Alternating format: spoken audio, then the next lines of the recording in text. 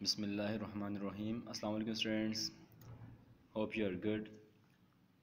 Ninth class, today we will discuss a new topic 3.2.3 electron affinity. So class, affinity means likeness or attraction for something.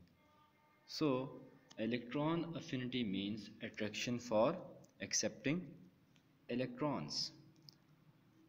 Electron affinity means likeness or attraction for accepting electron.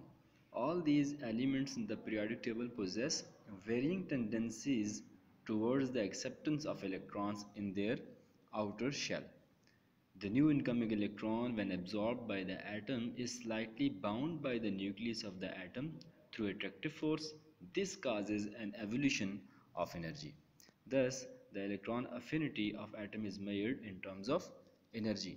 So class electron affinity जो है वो attraction को कहते हैं, likeness को कहते हैं electron की एक्सेप्टेंस के बारे में.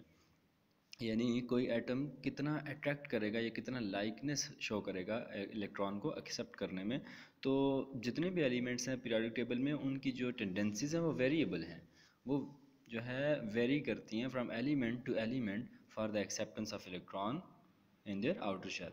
और जब एक न्यू इलेक्ट्रॉन ऐड होता है किसी भी एटम में तो वो एनर्जी को रिलीज़ करता है. ठीक है, तो ये जो एनर्जी है यानी इलेक्ट्रॉन एफिनिटी है किसी भी एटम की, वो इन टर्म्स ऑफ एनर्जी हम उसको मेजर करते हैं. तो चलें डेफिनेशन करते हैं. सबसे पहले the minimum amount of energy released when an electron is added to gaseous atom of an element in its outermost shell to form an anion is called electron affinity. यानी जब एक atom एक electron जो है वो gaseous atom के outermost shell में add हो और एनाइन बनाए, उस वक़्त जब एनर्जी जो है वो रिलीज़ होती है तो उसको हम क्या कहते हैं, इलेक्ट्रॉन अफिनिटी कहते हैं, जिसको E से रिप्रेजेंट किया जाता है. And it is assigned negative values and express in kilojoule per mole. और इसकी एनर्जी जो रिलीज़ एनर्जी होती है उसको हम शो करते हैं विद नेगेटिव साइन, और जो यूनिट है एनर्जी की वो किलो जूल पर मोल हम शो करते हैं. तो लेट्स सपोज क्लोरीन जो है उसका गैशियस फॉर्म में क्लोरीन का एक एटम है जिसमें हमने एक इलेक्ट्रॉन ऐड करना है. तो जब इलेक्ट्रॉन ऐड करेंगे तो वो क्लोराइड आयन बन जाएगा और उसके साथ एनर्जी जो है वो कितनी रिलीज़ होगी, -348.8 किलो जूल पर मोल. तो the energy released by the addition of first electron is called first electron affinity.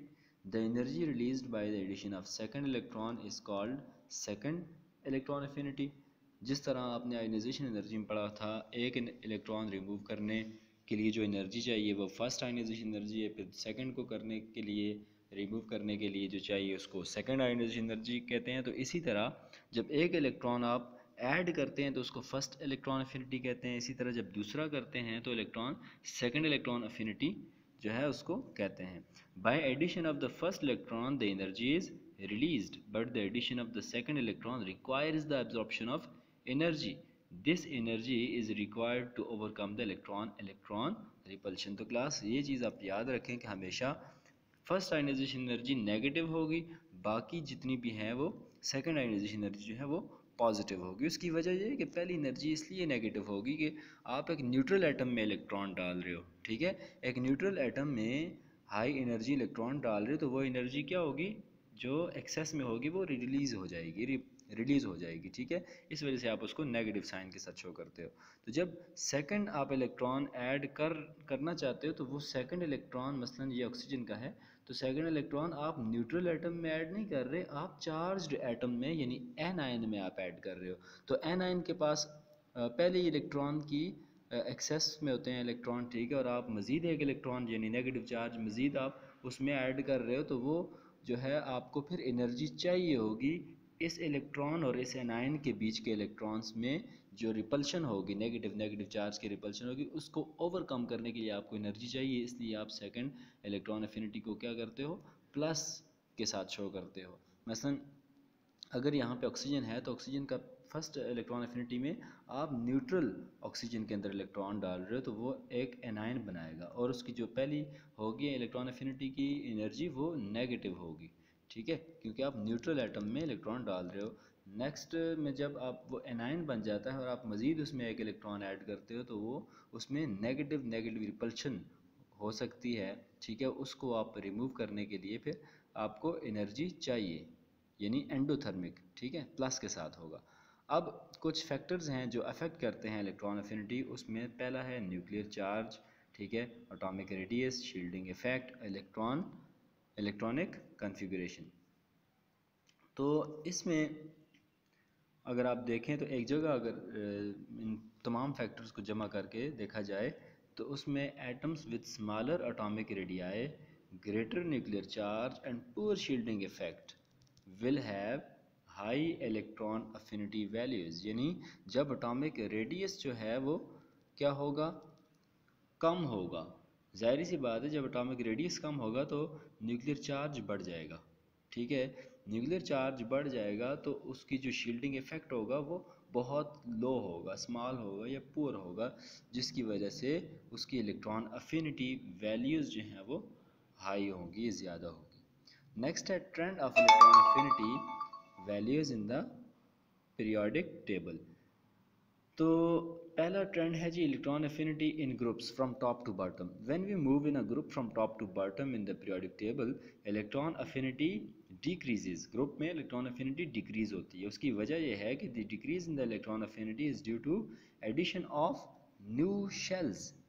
These shells make a shield between the nucleus and outermost shell, and force of attraction between the nucleus and the valence electron is reduced. Therefore, tendency of taking electron is decreased.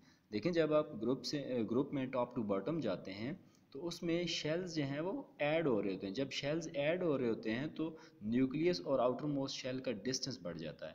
जब nucleus और outer most shell का या outer most shell के electrons का distance बढ़ जाएगा तो इसकी जो न्यूक्लियस और आउटर वैलेंस इलेक्ट्रॉन की जो अट्रैक्शन है वो कम हो जाएगी। जब अट्रैक्शन कम हो जाएगी तो उसमें टेंडेंसी ऑफ टेकिंग इलेक्ट्रॉन जो है वो डिक्रीज़ हो जाएगी।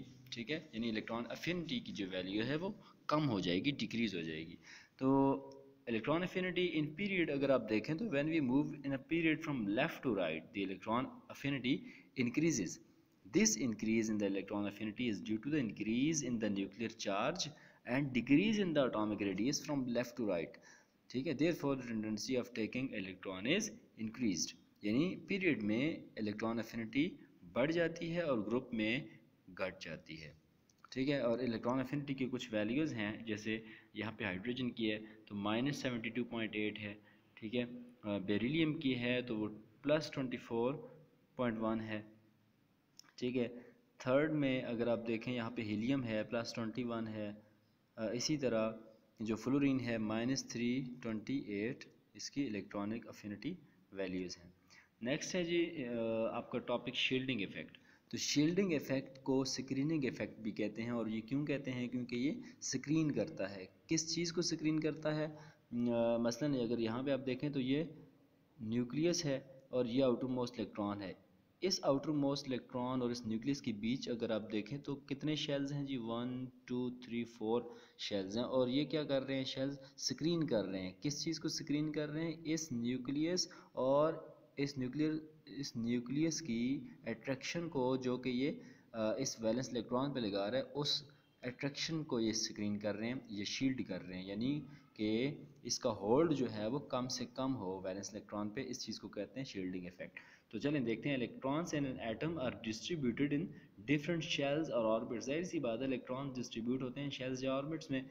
दे are revolving around the nucleus, continuously revolve कर रहे होते हैं। The electrons in the valence shell spend most of the time away from the nucleus than inner orbital electrons. जाहिर सी बात है, जब एक आउटर मोस्ट शेल का इलेक्ट्रॉन है तो वो फ्री मूव करेगा, उस पर अट्रैक्शन न्यूक्लियस की बहुत कम लगेगी। न्यूक्लियस की अट्रैक्शन लगेगी इनर इलेक्ट्रॉन्स पे। ठीक है, तो आउटर मोस्ट में वो जो आउटर मोस्ट शेल में इलेक्ट्रॉन है वो ऑलमोस्ट फ्रीली मूव करेगा।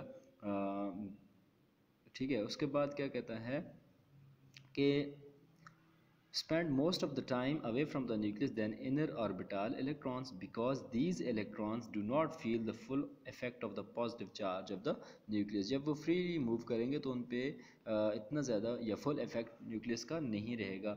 As the number of shell increases, because between the nucleus and the valence shell shielding effect will be increased. shielding effect कहते ही शील्ड करने को है, और शील्ड कौन कर रहा है? इनर शेल इलेक्ट्रॉन्स शील्ड कर रहे हैं. जब इनर शेल इलेक्ट्रॉन्स ज़्यादा होंगे तो shielding effect will be increased and there will be more protection of electrons from the attraction of the nucleus. So the removal of electron from the outermost shell is easy.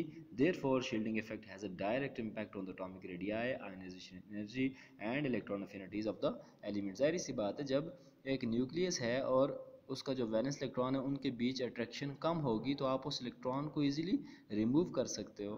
तो ये इसका भी direct impact है ionization potential पे, electron affinity पे, atomic radii पे. जिसकी definition देखें तो the inner electrons shield the outer electrons from the nuclear charge. किससे शील्ड कर रहे हैं? न्यूक्लियर चार्ज से. तो क्या होता है? And reduce the hold of the nucleus on these valence electrons. This effect is called shielding effect और स्क्रीनिंग इफेक्ट. यानी कि जो इलेक्ट्रॉन न्यूक्लियस का होल्ड है वो वैलेंस इलेक्ट्रॉन पर कम कर रहे हैं, रिड्यूस कर रहे हैं, तो इसी को, इस इफेक्ट को कहते हैं शील्डिंग इफेक्ट. अब इसके भी कुछ ट्रेंड्स हैं ग्रुप में और पीरियड में. तो क्या होता है जी? When we move in a group from top to bottom shielding effect are more effective than nuclear charge. जब आप ग्रुप में टॉप टू बॉटम जाते हैं तो उसमें नंबर ऑफ़ शेल्स इंक्रीज़ हो रहे होते हैं. जब नंबर ऑफ़ शेल्स जो हैं वो इंक्रीज़ होंगे, ज़ाहिर सी बात है न्यूक्लियस का और आउटर मोस्ट इलेक्ट्रॉन का डिस्टेंस बढ़ जाएगा. तो इनर इलेक्ट्रॉन असल में बढ़ रहे हैं, तो इनर इलेक्ट्रॉन जब बढ़ेंगे तो शील्डिंग इफेक्ट भी क्या हो जाएगा? ज़्यादा हो जाएगा. ठीक है. This shell screen the valence electron from the hold of the nucleus. जब वो इनर शेल ज़्यादा हो जाएंगे तो वो वैलेंस इलेक्ट्रॉन्स को शील्ड करेंगे कि न्यूक्लियस पे उनका कम से कम, न्यूक्लियस का उन इलेक्ट्रॉन्स पे होल्ड कम से कम हो. This causes the decrease in the ionisation energies and electron affinities of the elements down the group. तो जब होल्ड ही कम होगा तो आयनाइजेशन एनर्जी भी कम हो जाएगी और इलेक्ट्रॉन एफिनिटी भी कम हो जाएगी. नेक्स्ट है शील्डिंग इफेक्ट इन पीरियड्स. जब आप पीरियड की बात करें, when we move in a period from left to right the atomic number increases. Atomic number increase होने का मतलब है कि इसमें जो पॉजिटिव चार्ज है न्यूक्लियस का वो ज़्यादा हो रहा है. ठीक है. जब पॉजिटिव चार्ज ज़्यादा हो रहा है, there is no change in the inner orbit. Inner shells तो उतने ही हैं. ठीक है. सिर्फ एटॉमिक नंबर बढ़ रहा है और जो वो शेल, आउटर मोस्ट शेल है, उसमें इलेक्ट्रॉन बढ़ रहे हैं. ठीक है. इनर इलेक्ट्रॉन जितने हैं उतने ही हैं. ठीक है.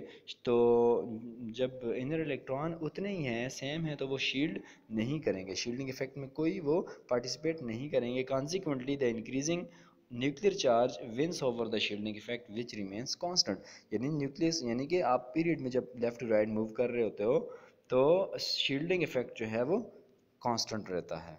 ठीक है. उसकी वजह ये है कांस्टेंट रहने की कि एटॉमिक नंबर बढ़ रहा होता है, यानी नंबर ऑफ इलेक्ट्रॉन्स की जो एडिशन हो रही होती है वो सेम शेल में ऐड हो रही होती है. ठीक है. ग्रुप में तो चलो एक न्यू शेल ऐड हो रहा होता है ना. जब इनर शेल ऐड ज़्यादा हो जाएंगे ग्रुप के ऐड, शेल के ऐड होने से, तो शील्डिंग इफेक्ट बढ़ जाएगा. लेकिन पीरियड में क्या होगा? It remains same. तो क्लास आज तक का लेक्चर इतना ही. तो आप लोगों को अभी कोई किसी भी किस्म की कोई क्वेश्चन हो या कोई कन्फ्यूजन हो तो आप पूछ सकते हो. टिल देन, अल्लाह हाफिज़.